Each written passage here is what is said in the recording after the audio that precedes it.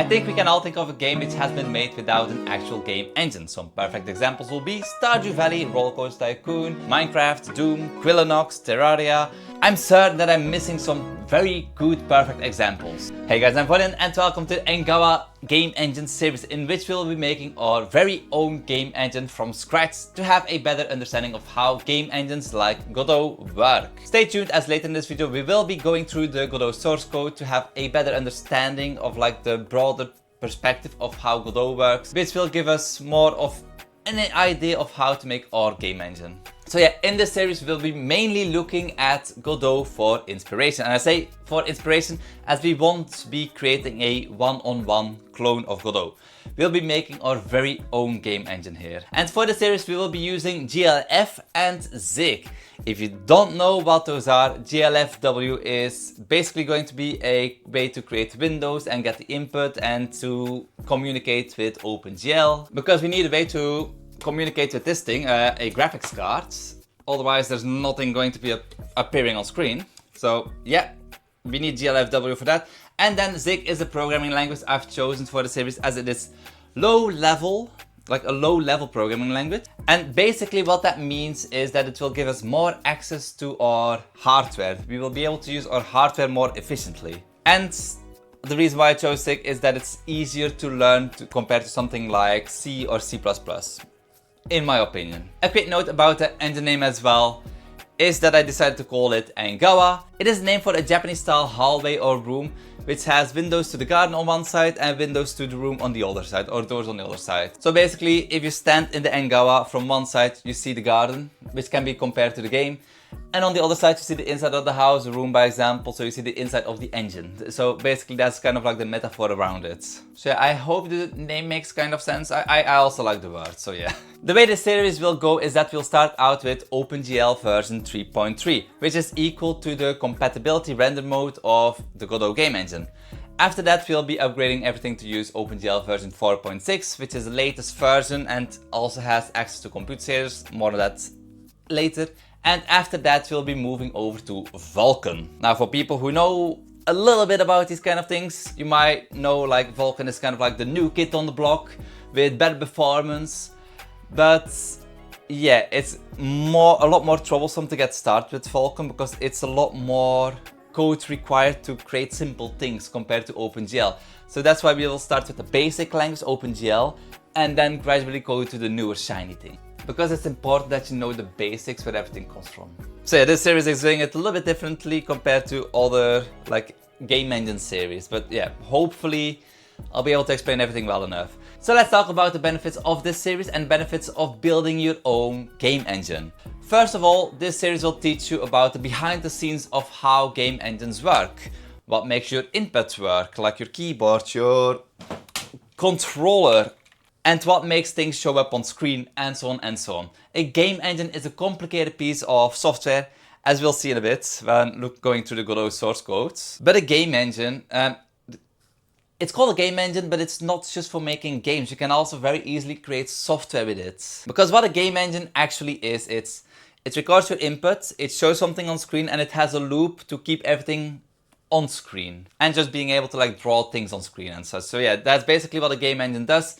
It captures your input, shows things on screens, and it lets you interact with the things on screen. So basically the same like any other application. You're probably watching this in Chrome or Firefox and you can press buttons, so it's basically the same thing. But with engines like Godot, why would you even consider making your own game engine, as Godot is quite good at making games, like helping you make games? Why go through all the trouble to make your own game engine? Well, the main reasons will be performance and control. Even though Godot is open source, it's such a big project that tries to do so many things to be good for so many platforms. Things like VR, XR, 3D, 2D, and all of that, like all of the stuff that it does is bundled into one package. It makes it very easy for developers to create their own tools and such, but that also means it has some overhead for people who don't need all those features. So yeah, that ease of use comes at a kind of performance cost. Not for most people, this will really not matter at all. Probably 97% of all people who use Godot will never run into performance issues. So I just quickly want to say this before I get like a lot of like comments about people like, no, Godot's performance is great, like you will never run into those issues. No, indeed, like 97% will probably never run into those issues, performance related issues. And the other 3%, they can most often solve their performance issues with GD extensions. So performance can be an issue as of why people want to create their own game engine. But for most game devs who build their own engine, it's not really about performance, it's because they want control. The control to have easy access to change any single part of the engine. As I mentioned before, Godot is great, but it's a giant project. And if you want to change just a few things, it will become kind of tricky and kind of complicated rather quickly, because change one thing here, you have to go back into other parts of the code to change things there as well, and by the time you have everything settled on, like, yeah, it's tricky and complicated to change specific parts of the engine, especially because you have not written that code, so you don't 100% know what everything does or why everything is there. So yeah, the biggest reason why people make their own game engines is because they want control. And also probably just because they prefer it, they just like it. Yeah. But yeah, enough talking about the possible benefits, and let's go to the actual source code of Godot. In here you can see many folders, and that's because the project is split into several main parts. So there's the core, which holds all the logic for objects, input, variants, strings, and so on and so on. This is the foundation and the most difficult part to contribute to if you want to help out the Godot maintainers. Basically everything is based onto the object class or the variant class. Even the scripts are actual like objects. So yeah, this part, like the core part of the Godot engine, is already quite complicated. And then we move up to the next important folder, which are the servers. These are all the low-level systems which handle things like rendering, audio, and so on and so on. Then there's the scene folder. If you have used Godot before, you know Godot uses nodes, and the logic for nodes are inside of this folder. And then when looking back into the main folder structure, you'll also see a folder called editor. Now this is a special one. As you might have heard before, Godot is built with Godot, and here we can see this. The editor is made with the logic from all the previous folders. It's pretty much a one-way connection, as the editor folder relies on all other scripts in all the other project folders, but nothing relies on the editor scripts. Looking at the other folders, there's platforms, which is for operating system related stuff, and then the drivers folder, which I think you probably know what that means already, so I won't go into details for that. And lastly, there's the modules folder, in which you can see things like the GD script language. Now all of these can be disabled when compiling Godot, which is something you might want to do to get a lower executable size. And yes, the GD script language is just a module which can be toggled on and off, basically in a matter of speaking. But yeah, you might now start to realize what a giant task it is to actually make a game engine, let alone contribute to one. There's a reason why not everybody and their hamsters are making their own game engines. But there are people who do just use some libraries and frameworks to create their games. Because you don't really need a game engine to make a game. You can also just use framework that lets you interact with the GPU, like GLFW, or for Java, Lightweight Java Game Library, LWG, and anyway, yeah. A perfect example is the creator Tin Matrix, who has been an inspiration for me for quite some time. And it's thanks to him and his previous series that he made on OpenGL that I got this far into learning all of this game engine stuff. He's a great inspiration and I recommend checking him out, but those OpenGL tutorials, they're kind of on the older side now, so they're not that up to date anymore. And then when you go back to the Godot engine and you look at all the lines of code, I use a little script to calculate how many lines of code there are, and there are about 13 million lines of code.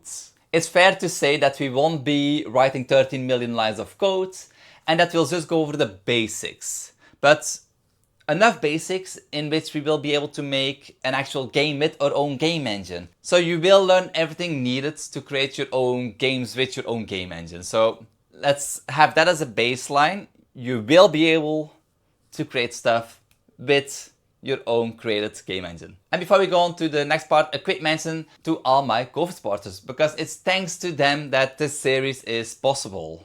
Thank you very much. And for the people who don't know, I also have a Patreon, but nobody has joined there yet, so be the first one. And during this series, I'm choosing to do certain parts in less ideal ways. Now, why will I do that? It's basically to simplify certain parts for the viewers. And those mistakes or less ideal ways will be fixed along the way. And whilst fixing, there will also be an explanation as of why I did it differently and kind of wrong in the beginning before going on and fixing it. This series is intended to teach people and not to show how to make the most optimal game engine right from the start with like perfect performance and no bugs at all. No, we'll really go level by level. And this is my short little introduction of this series. Before going, I do need to say that this is not a series for people who are new to programming. Although I will go more into details about why we do certain things in a certain way. And I'll also go over some of the quirks of the Zig programming language, as there are some things that are different compared to other languages. But in general, you should have at least a basic understanding of programming before joining the series. And I hope you're all as excited as I am, because I've been wanting to create a series, well, this kind of a series at least, but I hadn't really found like a good and easy to use low-level programming language.